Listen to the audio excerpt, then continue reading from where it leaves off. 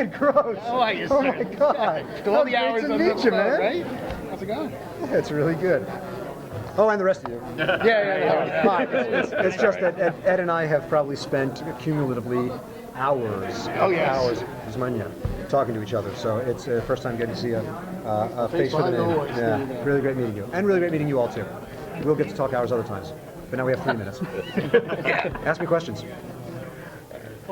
How was it feeling taking Jeff John's famous story and adapting this for animation? It feels really great. The story was fantastic. The story was really strong. My job to adapt it really was mostly making it longer.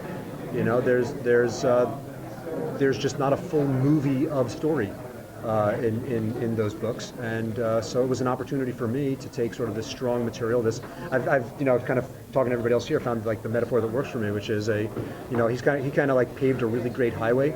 And I got to drive on that highway and take little side trips and find like new little subplots and like, oh, visit this park or the beach over here, and then and so this is the Clark-Lois relationship or his issues with not knowing what it's like to live on Krypton, and then find my way back to the highway and get where John was going.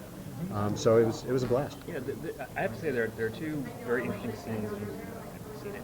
Are the conversations between Kara and Ma Kent, and Kara and Lois, and I thought those scenes were very, very strong, and to the point where I can't remember if they were in the book or not. And it's just sort of like, wow, these are amazing scenes you never see in these sorts of animated features. I'm really glad to hear you say that. The James Tucker and I talked about that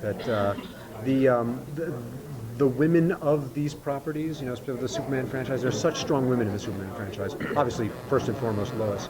That often don't always get as much service as they deserve. I think Lois is the strongest character in this story, and I love writing her. And Stanek did such an amazing job. The whole cast is great jobs. That getting to do scenes with just the women and sort of, well, what's what are their lives like, and what are their you never want to do stories where the women are just there in service of the punching guy in the story, and so I'm really glad to hear that those scenes work for you. Thanks. Fight. Did you collaborate at all with Jeff Johns and while doing the script and adapting it to get ideas of in case you got stuck or anything? I'm going to say yes, but not in the way you mean. In that we've never met or talked. But collaboration in the sense that my job as a person adapting material is to get into the guy's head who wrote this thing, and so I kind of feel like I was working with him the whole time, and honoring his intent, even though I had to stray from the page a little more than other times because I had to fill it out. But I hope he looks at it the way I did, that this was a collaboration, that we both brought our stuff to the table and came up with something together. When you looked at the original story, what were the biggest areas where you felt like, what we really could kind of go down our own road in here and pave this, and felt like you weren't walking on top of the original story? Right. So two that come immediately to mind. One was right off the bat in my assignment from Alan Burnett, like the first phone call, first meetings with him, was actually three, I guess. He said, find more to do with the Clark-Lois relationship, kind of find a subplot there. And by the way, you ever want to hear a challenging phone call? A property that's been around for 75 years and thousands of writers worked on before you, say, find something new to do with the Clark-Superman-Lois love triangle. Yeah, because that hasn't all been done. Everybody's done it before. But that was number one.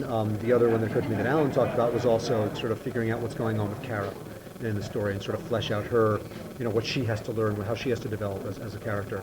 The other one for me that I really enjoyed, because it's kind of my favorite thing to do with Superman, is his issues of his own identity and his own, like, having never lived on Krypton, and is he really a guy from Earth or is he a guy from this other place, and sort of exploring his roots, and like the movie gives him an opportunity to get to see what living on Krypton would have been like in kind of a little bit of a way, and how fulfilling and interesting that is for him. So that was the other thing that I really got to play with and expand. So in a sense, you kind of give him the aspect of being a first generation American, where the parents are the immigrants, and he has a foot in both societies. That's exactly right. That's always one of the metaphors that Superman is the immigrant experience. What is it about Superman? I mean, you've written Batman, you've written Superman, you've written all these great characters, but what is it particularly about Superman that keeps the intrigue there? that keeps the story flowing, especially 75 years later, and now Right. in more animated incarnations. I think what's great about Superman as a character, and I just feel like you've heard all this before. That's why I'm not asking any questions. We covered them all. To me, what makes Superman so enduring as a character is he's kind of about our anxiety as a species with technology and the future, and and power left unchecked. And those are themes that will always translate to whatever's going on.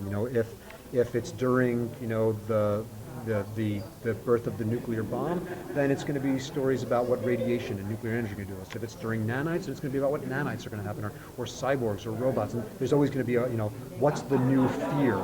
That's what the stories we can tell with Superman. And there's always in our world, in fact, increasingly so, unfortunately, power that goes unchecked, government power, corporate power, and it's kind of Superman has always been the guy to keep Lex Luthor, he's the corporation honest, the guy to keep the government honest if they go awry, and so it's they're enduring themes that translate to whatever is happening in our society. And sort of those fears, that sort of why Yeah. Brainiac is like a great kind of Yes, the recurring brain's villain. and at the same time, and the great thing about Superman is he is always the image of hope of those things. He's always the optimism. He's always the, whatever's going on. If people are creating, gray goo or viruses that are going to destroy us all, that look, he's the alien who landed and is saving us, and he's going to, and we're going to save ourselves because he's just one of us, and he's going to inspire the best in people, and so he is optimism about those things. That it's all, we're going to see another day. It's all going to work out. How do you keep him from getting a messiah complex? I mean, there's stories.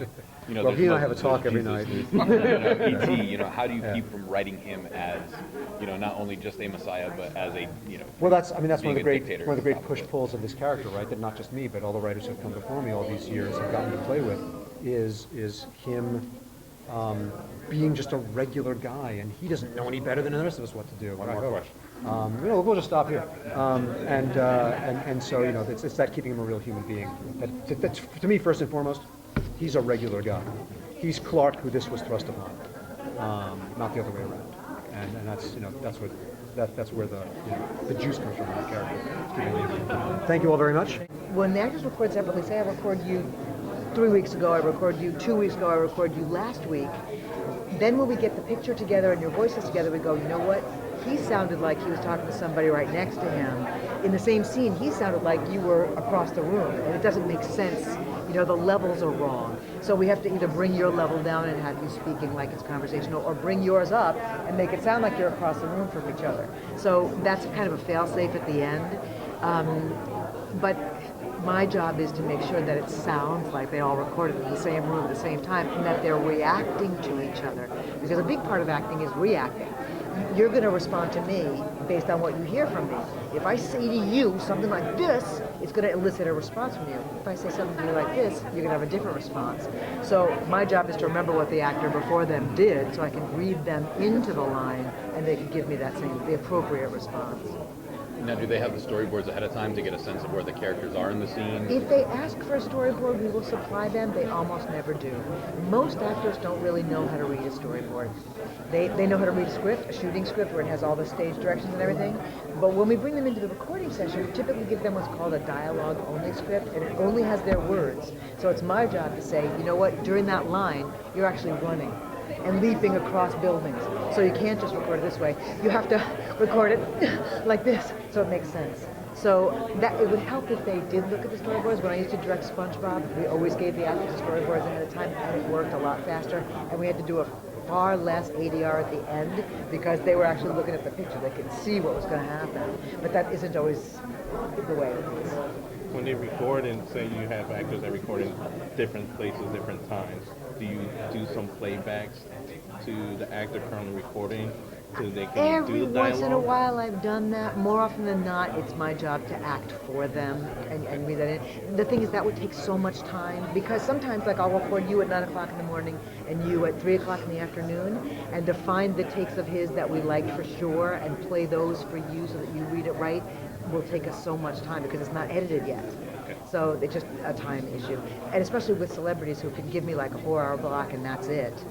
I don't have enough time to mess around with playing back stuff. Now, I got to talk to Wally Burr, who's quite fond of you. Thank you. And Wally has an ear to where he can actually hear an audition on the phone. Sure. How long has it taken for you to get that ear? I for got it? that pretty fast because you learn that you can't deal with the visual. You have to just listen. And so whenever I listen to auditions, I close my eyes and listen to them. And phone auditions are the best. I mean, for actors, how great is that? I'll have a role that's 7 or 8 lines. I've got all the rest of the cast filled up. I call an agent, I say, I need someone who can do this. I'm going to fax you the copy or email you the copy. Give it to your actor, have them call me at 3 o'clock tomorrow afternoon, I'll read them over the phone. When I listen to them, I direct them a little bit. I find out if they're directable, and I book them or I go on to the next person. So it's just a brilliant thing to be able to so quickly hear somebody. And what else? What is it about Stana that brought this this version of Lois to the table? It's Lois is always a very tough character to cast in that she has to be strong. She's an investigative reporter, so she's used to being, playing with the boys. She's tough. She's the one to get the answers. She's not afraid to get her hands dirty to get the story. But there's got to be a soft vulnerability to her, too, that would make somebody love her, like Clark Kent.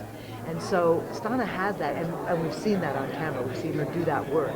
And the other thing about working with someone like Nathan is I'm not afraid to call up Nathan Fillion and say, Nathan, how is so-and-so to work with? And there's a couple of actors that I've used whose names maybe aren't recognizable, but they've been on the show on Castle as like a guest. And I'll call up and go, that guy's voice is so great, raspy, and he always plays these bad guys, and how was he to work with? And Nathan will text me back real quick, great guy, my new best friend, hire him in a minute.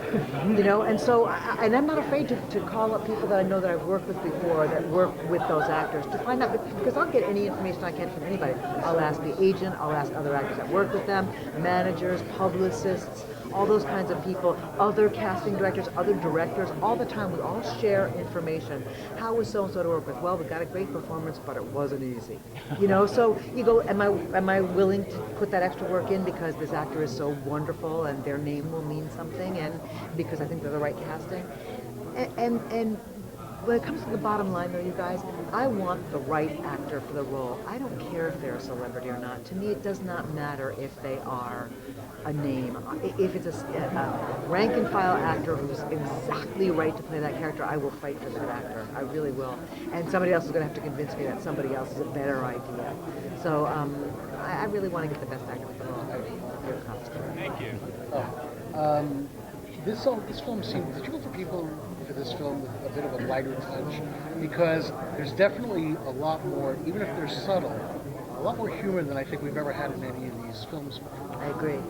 There was a style about this that we did go, it's not a slugfest. Do you know what I mean? There are so many, not so many, but there are some DC properties that are, out of a 70-minute film, there's like 25 minutes of pure fighting, just recording for hours and hours and hours.